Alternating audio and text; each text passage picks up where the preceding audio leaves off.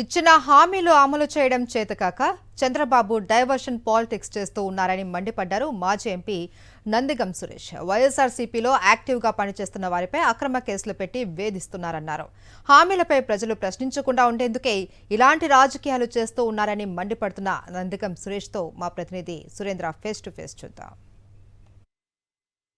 మాజీ ఎంపీ నందిగం సురేష్ ఉన్నారు, ఆయనతో మాట్లాడదాం. సార్, ఎలా చూస్తారు? మీ మీద ఫాల్స్ కేసు పెట్టారు, దాదాపు రోజుల తరబడి జైల్లో పెట్టిన పరిస్థితి. ఇప్పుడు వల్లభనేని వంశీ గారిని అరెస్ట్ చేశారు, ఆయన జైల్లో పెట్టిన పరిస్థితి. ఎలా చూస్తారు ఈ కేసులన్నీ? ఒక్కొక్కరు పార్టీ నాయకులు ఎవరైతే ఉన్నారో, మాజీ ఎమ్మెల్యేలు, మంత్రులు లేదా ఎంపీలు ఎవరున్నారో వాళ్ళనే టార్గెట్గా కూటమి ప్రభుత్వం అరెస్టులు చేస్తుంది, జైల్లో పెడుతుంది. పాలన చేతగాని ప్రభుత్వం తయారైంది.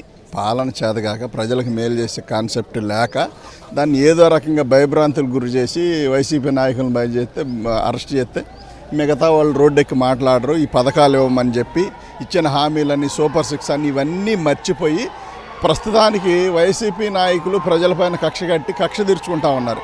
ప్రజలపైన కక్ష కట్టిన పార్టీలన్నీ ఏమైనా మనం చూసాం. కాబట్టి కొత్తగా వీళ్ళకి చెప్పాల్సిన పనేం లేదు. పైగా ఎవరైతే వైసీపీలో యాక్టివ్గా పనిచేస్తూ ఉన్నారో, వంశీ గారు లాంటి వాళ్ళు, నాలాంటి వాళ్ళు, నాని గారు లాంటి వాళ్ళు, పేరు నాని అని లాంటి వాళ్ళు, ఇలాంటి వాళ్ళందరినీ కూడా టార్గెట్గా పెట్టి అరెస్ట్ చేయాలనేది రంగం సిద్ధం చేసుకుంటూ ఉన్నారు. కానీ ఏం చేయగలుగుతారు?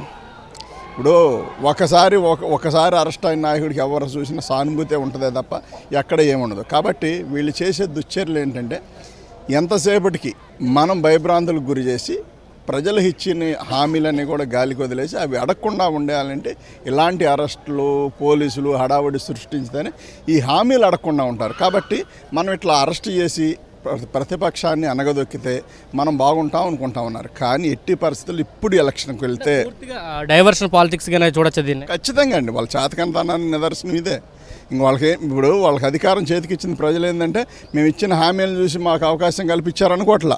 వైసీపీ వాళ్ళపైన, కొంతమంది ప్రజలపైన పగ తీర్చుకునేదానికి ఇచ్చిన హామీలు గాలికి వదిలేసి నేను ఇవ్వలేననే పరిస్థితి. అంటే ఎంత సీనియర్ మోస్ట్ అని చెప్పుకునే వ్యక్తి నేను హామీలు ఇవ్వలేని పరిస్థితిలో ఉన్నామని చెప్తా ఉన్నారు.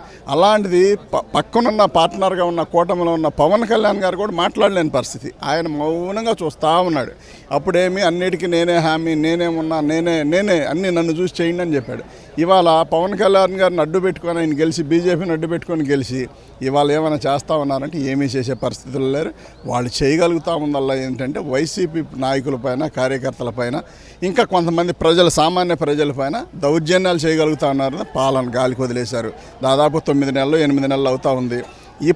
ఇప్పటికిప్పుడు ఒక్కసారి వాళ్ళు సర్వే చేయించుకుంటే సింగిల్ డిజిట్ కూడా వచ్చే పరిస్థితులు కనిపించట్లేదు. కాబట్టి ఇకనైనా పాలన మీద దృష్టి పెట్టి అక్రమ అరెస్టుల వలన ఒరిగేదేం లేదు. ఇంకా మీరు నష్టపోవడం తప్ప, ఖచ్చితంగా నష్టపోవడం తప్ప వేరేదేం లేదు. కాబట్టి చాలామంది లిస్టులు మా దగ్గర ఉన్నాయి, అందరి మీద ఖచ్చితంగా కేసులు పెడతాము, అరెస్టులు చేస్తాము, ఒక్కొక్కరి చరిత్ర బయట తీస్తామంటూ లోకేష్ మాట్లాడుతున్నారు. ఒక్క మాట గుర్తుపెట్టుకోండి, ఇప్పుడు ఈ ఊరికి ఆ ఊరు అందరం, ఆ ఊరికి ఈ ఊరు అంతే దూరం కదా, పెద్ద గ్యాప్ ఏముంటుంది.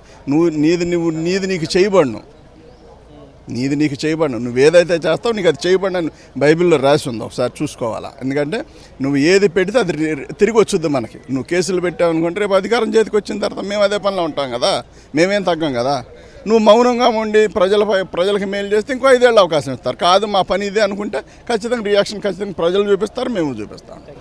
ఇది చెప్తున్నారు. ఖచ్చితంగా అధికారం వచ్చినప్పుడు ప్రజలకి మేలు చేయాలి, అది వదిలేసి రాజకీయ కక్షలకి దిగితే మాత్రం ఖచ్చితంగా చూస్తూ ఊరుకోమంటూ నందిగం సురేష్ చెప్తున్నారు. ఖచ్చితంగా మాకు అధికారం వస్తుంది, మీరు ఈరోజు ఏం చేశారో దాన్ని ఖచ్చితంగా మేము తిరిగిస్తామంటూ నందిగం సురేష్ హెచ్చరిస్తున్న పరిస్థితి కూడా కనిపిస్తుంది. కెమెరా పర్సన్ బాలుతో కలిసి సురేంద్ర, సాక్షి టీవీ, విజయవాడ నుంచి.